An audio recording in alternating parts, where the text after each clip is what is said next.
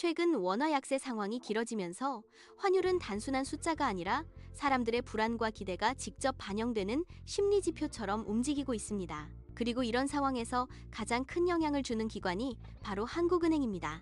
특히 이창용 한국은행 총재의 발언은 단순한 경제 설명을 넘어 시장과 국민 심리에 직접적인 파장을 만들 수 있는 말이죠. 그래서 이번 영상에서는 원화 약세 국면에서 한국은행이 어떤 방식으로 상황을 설명했고 그 메시지가 어떤 효과를 냈는지 또 어떤 한계가 있었는지 말씀드리려 합니다. 환율이 급등하거나 원화가 약세를 보일 때 사람들은 먼저 이렇게 묻습니다.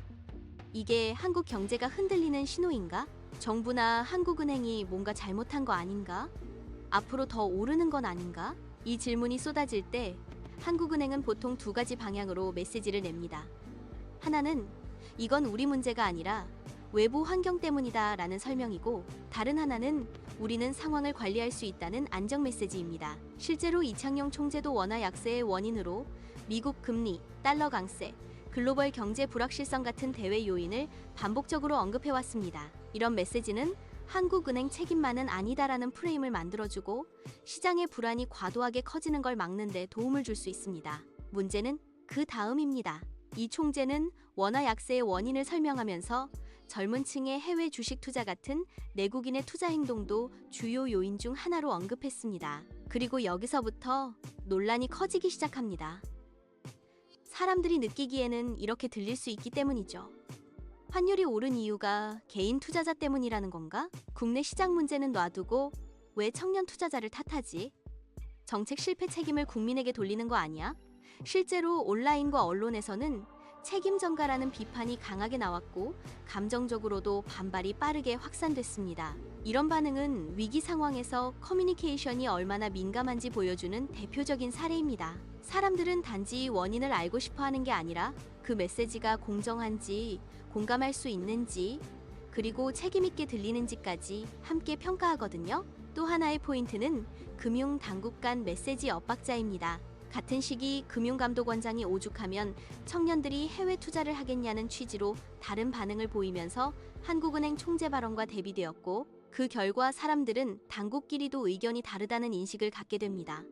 위기 상황에서 이런 메시지의 불일치가 커지면 시장은 더 불안해집니다. 왜냐하면 사람들은 누구 말을 믿어야 하지?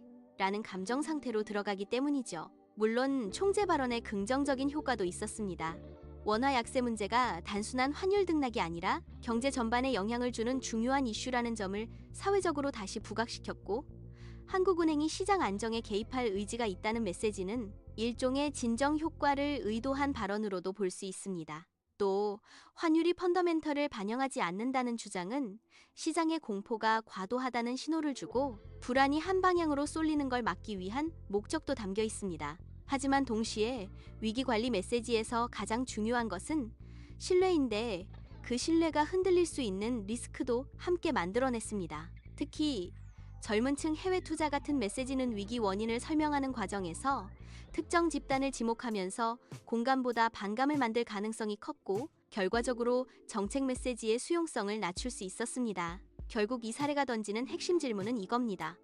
위기 상황에서 한국은행의 커뮤니케이션은 단순히 우리가 상황을 알고 있다를 보여주는 것에서 끝나면 안 됩니다. 시장과 국민이 원하는 건 왜 이런 일이 벌어졌는지뿐 아니라 누가 책임을 지는지, 그리고 우리가 어떻게 안전해질 수 있는지까지 포함한 신뢰 가능한 이야기입니다. 그래서 앞으로의 중앙은행 위기 커뮤니케이션은 특정 집단을 지목하기보다는 명확한 근거와 객관적인 데이터로 불안을 낮추고, 무엇보다도 일관된 톤과 메시지를 유지하는 방향이 필요합니다.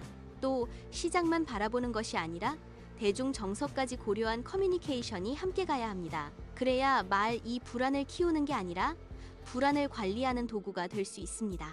이번 영상에서는 원화 약세 국면에서 한국은행이 어떤 메시지를 선택했고 그 메시지가 어떤 파장을 만들었는지 짚어봤습니다.